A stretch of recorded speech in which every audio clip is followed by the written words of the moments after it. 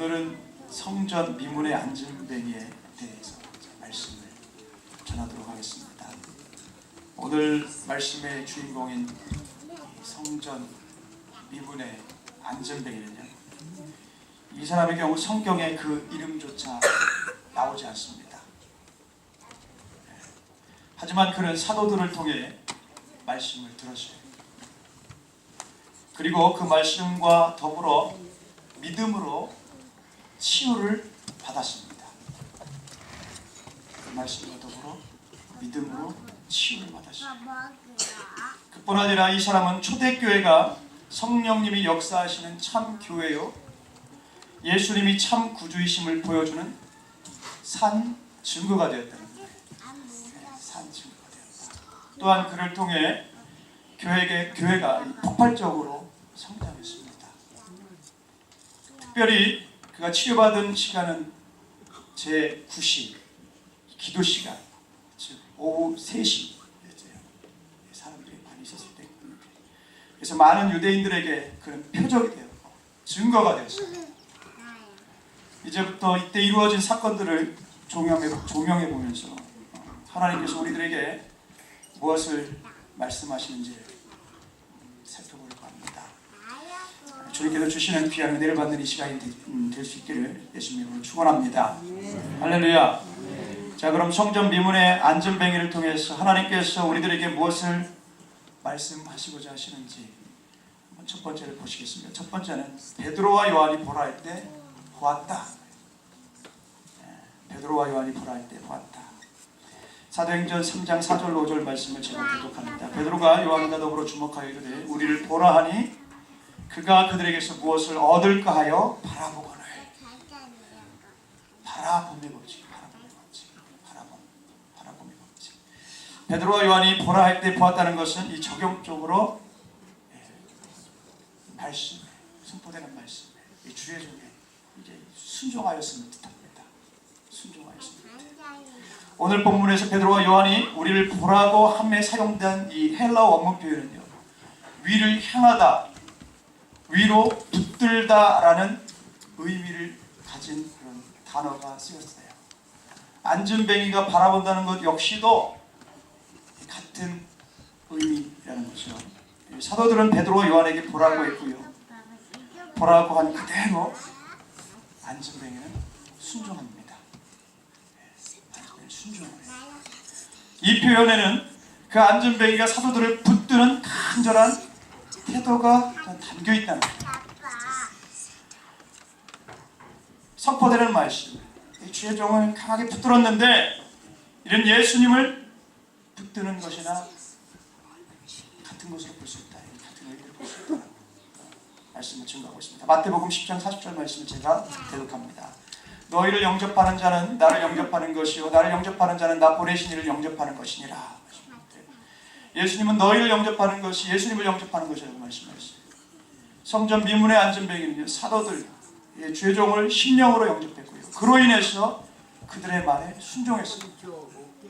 이것이 곧 질병에서 고침받는 그런 중요한 이유였다는 거죠.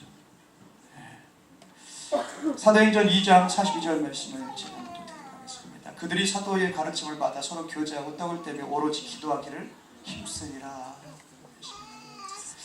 초대교회는 먼저 사도들이 가르쳤고요, 다음에 이제 기도에 힘썼어요. 사도들이 가르쳤고 다음에 기도하기 위해서. 그만큼 가르침이 중요하다는 것이고요, 그리고 반대로 또 역으로 그 가르침의 순종함이 중요하다는 말씀입니다. 순종.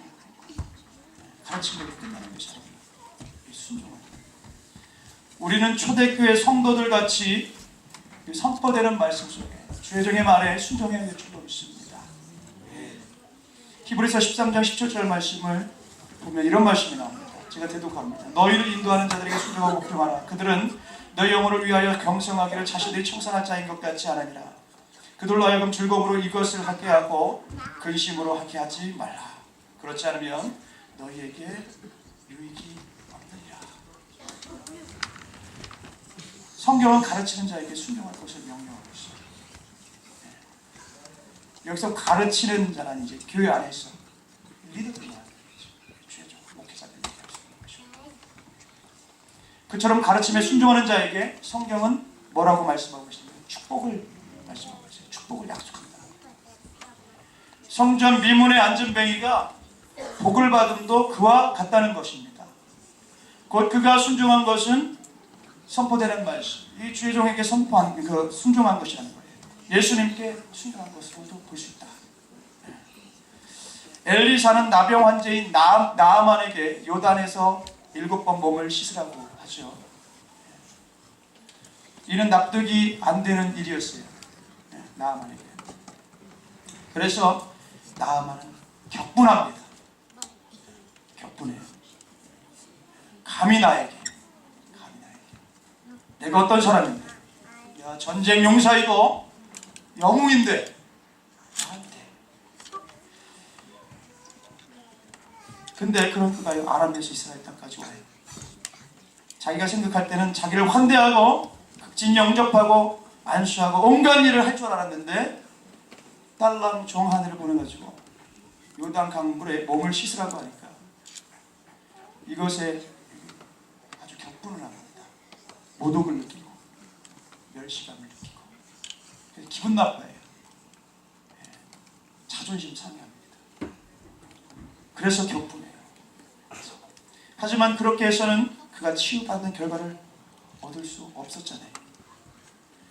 이에 그 수종자, 즉 종 하나가 이렇게 얘기합니다. 선지자가 더 큰 일을 명하였다면 나병을 위해 하지 않겠습니까? 하물며 씻어 깨끗게 함이리까? 라고 권면해요. 그로 인해 그는 요단강에 7번 몸을 담궜고요. 그로써 그 몸이 깨끗해짐을 받게 돼요. 여러분, 말씀대로 사는 순종의 삶이 축복의 역사의 미끄럼인 것입니다. 할렐루야. 오늘 이 말씀의 주인공이 성전 미문의 앉은뱅이와 같이 정말 거룩한 질서 속에서 선포되는 말씀이에요. 거룩한 질서 속에 이 순종하는 신앙을 가질 수 있으시기를 예수님의 이름으로 간절히 축원합니다. 할렐루야. 결코 쉬운 일은 아니에요. 자존감이 높게 만들어가는 이 세대의 풍속 속에서 이게 참 쉽지가 않은 일입니다. 하지만 그래야 축복된 길로 나아갈 수 있음을 하나님께서 말씀하고 계세요. 그 말씀에 순종하여서 하나님께 영광 올려드리는 삶을 사시는 저와 여러분들 다 되시기를 예수님의 이름으로 축원합니다. 할렐루야. 자, 그럼 성전 비문의 앉은뱅이를 통해서 하나님께서 우리들에게 무엇을 말씀하시고자 하시는지 두 번째를 보십니다. 두 번째는 예수 그리스도의 이름을 받았다는 거예요. 사도행전 3장 6절 말씀 후반부의 말씀을 제가 드릴겁니다. 나사렛 예수 그리스도의 이름으로 일어나 걸으라 하고 말씀을 해요. 예수님의 이름을 받았다. 적용적으로 예수님의 이름의 권세를 받았음을 뜻한다는 거예요. 이 본문에서 걸으라는 표현은요, 명령형 표현이 있었다는 거예요. 명령형 표현이 있었다. 사도들은 육적으로 보면 한 인간일 뿐입니다.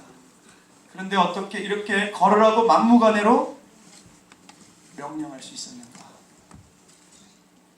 이는 그들이 예수님의 이름을 힘입었기 때문이었다. 예수님의 이름을 힘입었기 때문이었다. 자신들이 예수님의 이름을 가슴에 품고 있고 예수님의 권세가 자기들 속에서 성령님으로 말미암아 역사한다고 확신했기 때문에 그렇게 할 수 있다는 거예요. 그래서 그들은 예수님의 권세로 명령했어요. 예수님의 권세로 명령했어요. 그렇게 할 때 그 명령에 따라 위대한 역사가 나타나게 된 거예요. 위대한 역사가 나타나게 된 것입니다. 물론 당시 주의 종들은 베드로와 요한은요, 그저 주님의 권능이 나가는 통로일 뿐이에요. 즉 하나님께서는 그들의 입술을 빌린 것일 뿐 일어나 걸으라고 명령한 것은 바로 예수님의 명령이다. 여러분, 예수님의 이름 뜻은요, 자기 백성을 그들의 죄에서 건져내신다. 우리가 잘 알고 있죠. 자기 백성을 그들의 죄에서 건져내신다 하는 의미를 갖고 있습니다. 즉 이는 우리를 구원하는 의미입니다. 단지 영만 아니라 우리의 육과 혼, 영, 육, 혼 모든 것을 다 구원하십니다. 성전 미문에 앉은 뱅이는 제자들이 품고 있는 이 구원주 예수님의 이름의 권세를 받은 거라는 거예요. 제자들이 내게 있는 것으로 준다고 한 것은 바로 이와 같은 의미를 갖습니다. 여러분, 제자들은 나면서 걷지 못한 이 사람에게 일어나 걸어라 여겼습니다. 이는 그들의 입술과 목소리를 사용하셨을 뿐 그 자체는 예수님의 말씀, 하나님의 말씀과 같다는 거예요. 그리고 그 말씀은 결코 주저하지 않습니다. 주저하지 않아요. 그대로 명령하고 행하게 합니다. 사실 이 같은 명령은 창세기 때부터 있었어요.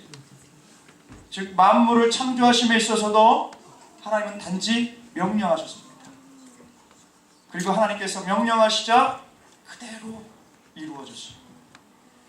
창세기 1장 3절 말씀을 제가 대독합니다. 하나님이 이르시되 빛이 있으라 하시니 빛이 있었고. 창조 때 하나님께서 빛이 있으라 하자 빛이 있었어요. 제자들이 예수님의 이름을 힘입어 하는 이 말도 이와 같다는 거예요. 이와 같다. 단지 제자들을 통해 전달될 뿐 그들이 주는 말은 곧 예수님의 말씀이며 창조주이신 하나님의 말씀이다 라는 거죠. 당연히 전능하신 그 하나님으로 말미암아 그 능력이 온전히 선포되고 이루어지게 마련이라는 것입니다. 지난번에 다뤘던 그 말씀 중에 중요했죠. 이 백부장의 말씀이 다른 이 마태복음 8장 13절 말씀 제가 대독합니다. 예수께서 백부장에게 이르시되 가라 내 믿은 대로 될지어다 하시니 그 즉시 하인이 나으니라. 예수님께서 백부장에게 중풍병 걸린 하인이 낫게 되리라 하셨을 때요, 즉시 나음을 받은 것도 같은 사건이라는 거죠. 예수님께서 명령하시면, 말씀하시면 다 그대로 되는 줄로 믿습니다. 네. 사도들은 예수님께서 자기들을 통해서 권능을 행사하심을 믿었기에 그 말씀 그대로 선포했다는 거예요. 그리고 그로 인해서 성전 미문에 앉은 뱅이는 일어나 걷게 된 것이다. 말씀은 능력의 말씀입니다. 우리의 믿음이 적어서 그 능력의 말씀의 선포가 적을 뿐이지 지금도 여전히 능력의 말씀으로 우리 가운데 역사하고 있음을 우리가 잊어서는 안 될 줄만 믿습니다. 에드워드 어빙이란 이 목사님이요, 심한 질병으로 거의 죽음을 향해 나아가고 있는 한 소년을 문병했다. 그는 그 병실에 들어가자마자, 그 소년이 있는 그 병실에 들어가자마자 그 소년의 머리에 손을 얹고 기도했다. 얘야, 하나님이 너를 사랑하신다. 하나님은 능히 너의 병을 낫게 하실 수 있단다. 이런 믿음의 기도를 위로하면서 간절히, 이런 믿음의 기도로 위로하면서 간절히 기도했다. 그리고 그는 병실을 떠났습니다. 그런데 소년은 이 기도를 받은 후에 놀라운 은혜를 경험하게 돼요. 하나님께서 주시는 그 감동을 받습니다. 그리고 그로 인해 소년은 힘을 얻고 병상에서 일어나 집안 사람들을 향해서 하나님이 나를 사랑하신대요. 하나님이 나를 사랑하신대요. 그러면서 병으로부터 노임을 받아요. 하나님이 자신을 사랑해 주신다는 확신, 또 하나님이 능히 자신을 치료하신다는 그 믿음이 그 소년을 변화시키고 마음을 경험으로 갖게 했고 그에게 새로운 힘이 넘치게 했다는 새로운 삶을 시작하게 하셨다. 지금도 예수님의 이름의 권세, 하나님의 능력을 믿고 이를 선포하는 곳에서는 치료와 회복, 기적의 역사가 끊이지 않고 계속되고 있습니다. 우리 교회도 이런 역사가 일어나길 원합니다. 광신적이거나 미신적이거나 그래서가 아니에요. 성경은 다 그런 사람들이에요. 우리가 믿음이 부족할 뿐인 것입니다. 여러분, 이런 역사가 우리 교회 가운데서도 일어나야 될 줄로 믿습니다. 개개인의 삶 속에서도 이런 경험들이 차고 넘쳐야 됩니다. 곳곳에서 그런 간증이 흘러나와야 돼. 그런 주택들이 원형이 회복되어야 될 줄로 믿습니다. 이런 하나님의 놀라운 은혜를 마음껏 만끽하며 누리시는 그런 삶을 사실 수 있는 저와 여러분들 다 되시길 예수님의 이름으로 간절히 축원합니다. 할렐루야. 하나님을 사랑한다면, 금요일 날도 잠깐 말씀드렸지만 어떤 믿음의 고백을 한 목사님의 그 고백이 저한테 참 심금을 울렸던 말씀이 있었어요. 뭐냐면 자기는 하나님과 너무너무 정말 사랑의 관계에 빠져버렸다는 거예요. 막 사랑의 관계에 빠지다 보니까 내가 10번 죽어도 더 못 죽는 것이 아쉽다고 막 너무너무 하나님을 사랑하니까 그 마음 속에 능력이 나타납니다. 그 마음 속에 많은 능력을 나타냈던 목사님입니다. 여러분, 그런 말씀들이요 우리에게 좋은 신령한 도전이 됐으면 좋겠습니다. 할렐루야. 자, 여러분, 성전 미문의 안전뱅이를 통해서 하나님께서 우리에게 무엇을 말씀하시고자 하는지 마지막 세 번째 봅니다. 마지막 세 번째는 하나님을 찬송했다는 거예요. 하나님을 찬송했다. 사도행전 3장 8절 후반부의 말씀을 보니까요, 하나님을 찬송하니 라는 말씀. 하나님을 찬송하니. 하나님을 찬송했다, 찬미했다는 것은요, 적극적으로 하나님께 영광 돌리는 삶을, 하나님께 영광 돌리는 삶. 주의 종이 하나님의 능력, 예수님의 치유케 하시는 역사를 확신하고 그 말씀을 선포할 때 이를 걷지 못하는 자가 믿습니다. 그때 어떤 역사가 일어나요? 기적이 일어납니다. 기적이 일어납니다. 그리고 난 후에 곧 그 사람이 걷기도 하고 뛰기도 하며 마침내 하나님을 찬송한 것입니다. 말씀 선포, 예수님 증거는요, 이처럼 기적의 역사를 이룩한다는 거예요. 하나님께서는 과거 성전 미문의 안전뱅이를 치료해 주셨듯 지금 이 시대 역시 그와 같은 역사를 믿는 자들 가운데 이루시고 계십니다.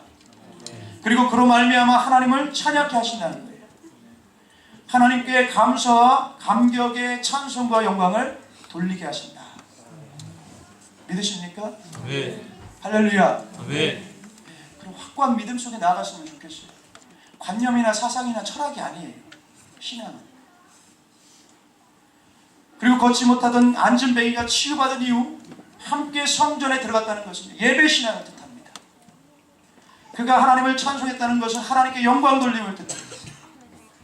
이처럼 구원받은 이후, 치유받은 이후에, 회복된 이후에, 은혜받은 이후에 하나님을 찬양하고 하나님께 예배하며 하나님께 영광 돌려드리는 모습은요, 대속해 주신 은혜를 경험한 성도의 가장 마땅한 모습인 것입니다. 여러분, 걷지 못하다 치유받은 이가 치유 이후에 가장 먼저 하나님께 영광을 돌려드리며 예배하였듯 구원받은 우리, 은혜로 회복된 우리, 온전케 된 우리가 행해야 할 최우선의 도리는 바로 예배예요. 예배. 그리고 하나님께 영광 돌려드리는 그런 삶인 줄로 믿습니다. 다윗은 이 같은 하나님의 뜻을 잘 헤아렸던 인물이에요. 그는 인생 중 무수한 위기와 고난을 겪었습니다. 하지만 그때마다 그는 하나님 한 분만을 의지하였고요, 하나님의 은혜로 승리의 기쁨을 누렸습니다. 그 기쁨 가운데 그는 가장 먼저 하나님의 영광을 노래했어요. 다윗은 시편에 가장 많은 시를 지었는데 그 모든 시에는 감사하고 감격하고 찬양이 곳곳에서 터져나오고 울려 퍼지고 있습니다. 그냥 성도의 신금을 울리죠. 믿는 자들의 신금을 울리죠. 시편 맨 마지막 편이 시편 150편 6절 말씀을 봅니다. 이런 말씀이 나오죠. 호흡이 있는 자마다 여호와를 찬양할지어다. 할렐루야. 이 시편 마지막 절인 본문 역시 다윗의 감격을 잘 반영하고 있는 거예요. 구원받은 성도들, 모든 호흡이 있는 자마다 여호와 하나님을 찬송해야 될 줄로 믿습니다. 할렐루야. 세상에는 두 종류의 지식인들이 있다고 그래요. 한 종류는 자기가 아는 것으로 하나님을 대적하고 회방하는 사람이 있는가 하면, 다른 한 종류는 자기가 깨달은 것을 인하여 하나님께 감사하며 찬송하며 영광 돌려드리면서 삶을 사는 사람입니다. 첫째 부류의 사람은 은혜를 저버린 자들이고요. 둘째는 은혜를 알고 바로 알고 은혜에 합당한 삶을 사는 사람이라는 거예요.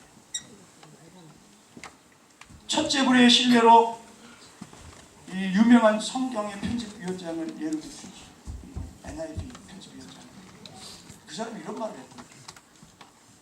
어떤 얘기를 했냐면, 편집하면서 이렇게 말했대요. 오늘날 정통 개신교계의 핑배에 있는 크나큰 오류, 즉 중생이 믿음에 의한 것이고, 그러면서 이제 중요하고 거듭나기 위해서는 예수를 구세주로 영접해야 한다는 오류를 지적해주고 있다. 후반부에 또 예수가 하나님이라고 분명하게 말하는 구절은 몇 되지 않는다. 그는 성경을 보면서요, 성경이 가르치는 진리에 정반대되는 말을 하고요, 하나님을 회방하고 성경의 구원 진리를 짓밟는 말을 했다는 거예요. 하나님의 영광을 가리면 우매한 자가 되고 말한다. 생각해 볼 부분입니다. 이 시대가 그래요. 성경 편집위원장이라고 위원이라고. 다른 한 부류로는요, 은혜를 붙들고 감사하는 사람입니다. 이와 같은 사람들은요, 너무나도 많은데 성경에 기록된 하박국 선지자를 들 수 있어요. 하박국 2장 1절 말씀과 3장 18절로 19절 말씀을 연이어서 제가 대독합니다. 먼저 하박국 2장 1절 말씀을 대독합니다.